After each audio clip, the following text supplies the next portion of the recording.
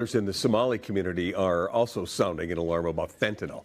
They say young people are dying from overdoses at a record and heartbreaking rate. In an interview you will see only on 5, Renee Cooper sat down with a Minneapolis mother who lost a child to the fentanyl crisis. The reason why I'm sitting here is not only for my son, it's for all sons and all children of Minnesota. Through an interpreter, Zahara Saeed tells us about her son, Simatr Ali. He should have been 26 this month. When he was 21, Saeed says she noticed drug use was infiltrating his friend group. So she sent him abroad to live with family for a few months. That day when he came home, he has applied for a security job near the airport. Says, here's the offer letter that I received. I'm picking up the uniform tonight. I'm starting the job tomorrow. And that same night is when he passed away. Both Saeed and the head of the Minnesota Somali Community Center said confidently there isn't a family in their community left untouched by the fentanyl crisis. Top 3, Somali addiction. Truth we don't talk about. Number 1, it's rising and we're hiding it. Vape, weed, even pills on the table. Somali youth are using it more than ever, and Somali families are not talking about it. Eesh. Instead, they're denying it and blaming it on bad friends. Number 2, they're not chasing the high. They're escaping a pain. What? Addiction has become a way out when no one is listening in the Somali youth. Eesh. Number 3, Somali families don't heal it. They bury it before it becomes a shame and the neighbors know. Let's keep it shush, right? No therapy, no rehab. What? And if it gets worse, the solution is religious related activities on them and marrying them off. That's funny. So you guys want to know how I got into fentanyl. And basically what happened was I thought I was taking real Percocets. And at first I was, and I didn't know anything about pills, you guys. I never left my house before this, and as soon as I became of age, I left the house. I was curious into meeting new people, and my friend that I trusted got me into that world of new people. And also around this time, pink tens and real Percocets were arising, and a lot of the Somali youth was partaking in it. And the people that I was around at that time is what they were doing.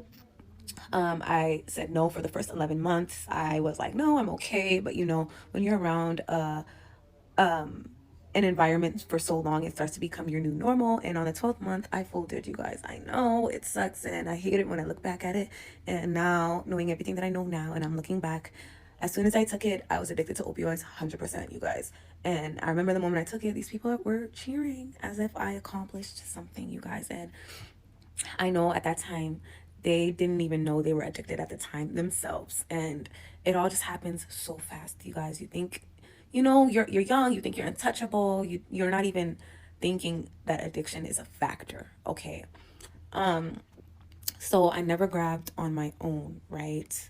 I just put the money down, she would grab, she would go get it, we would use and repeat for a while, okay? Myself, I never knew the difference. At first, I know it was real, but when I started hearing more about fentanyl, everybody around me knew how against it I was, and especially my friend at the time.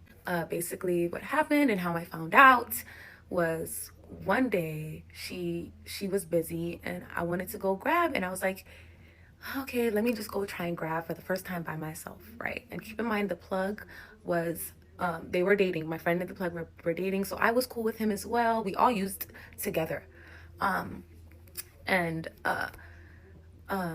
story short, I ended up going to him by myself, and I remember I got into the car and there was 2 guys in the back and the plug in the front, and I sat in the passenger seat. They were talking about fentanyl, and you guys, I was young, I was dumb, I was naive, and I started talking my shit. When I say I was a fentanyl #1 hater, it was no joke, you guys.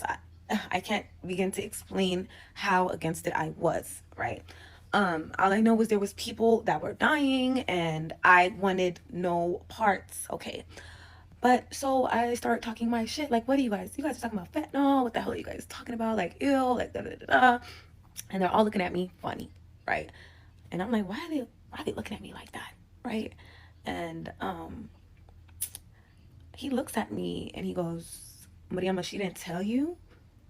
And I'm like, tell me what, right? And you guys, I swear to God, it felt like I was looking at him for 20 days, 30 days, like, spit it out.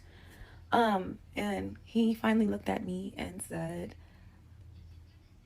Mariama, that's what I've been selling y'all for the past 6 months. I cannot even begin to explain the betrayal. I'm going to forget. So when we're talking about crazy laws in these blue states, so I live in Oregon, and the state government, you know, down in Salem, I'm in Portland, they made a crazy law a few years back where it's basically destroyed the whole state, especially Portland. So we don't have much of an immigration problem or anything like that. But the problem that we do have is the state government allowed drug users to use any drug legally out on the street. Yes. And you cannot say anything or do anything to them, because if there's an altercation, whether if you're a business owner or a homeowner and they're shooting up on, like, say, your front porch, and you try to move them off, if the police get involved, you can go to jail for it, and you could get sued for it. That's here in Oregon, and that is a huge problem right now. It's caused a lot of people property damage. It's caused a lot of people to move out of areas where it's really rampant. And then some people have gone to jail over it. Some people have gotten sued over it.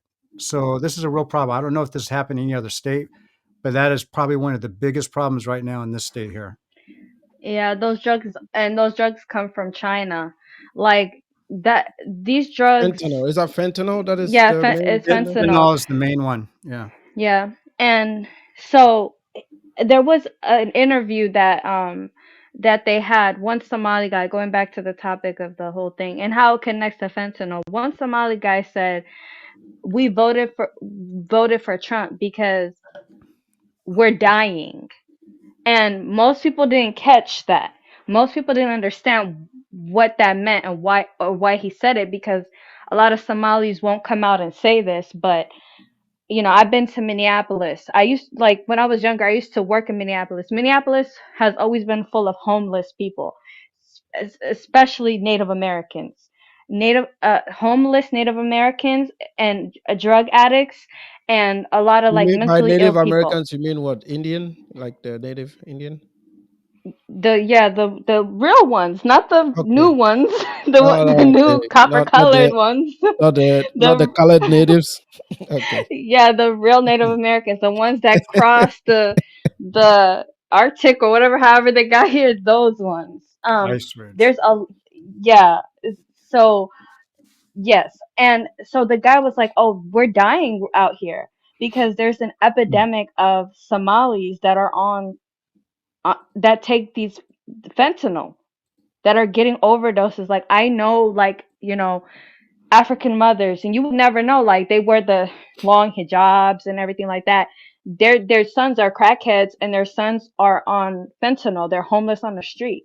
Yep. Because these drugs are out here. They're not only affecting white people or Mexican people. No, they're affecting Africans. Yeah, immigrants It's bad out here. Immigrants are getting in trouble too, because you're raising your kids here. So that's what we're saying. Like, you got to take the culture that comes with staying in America too, right?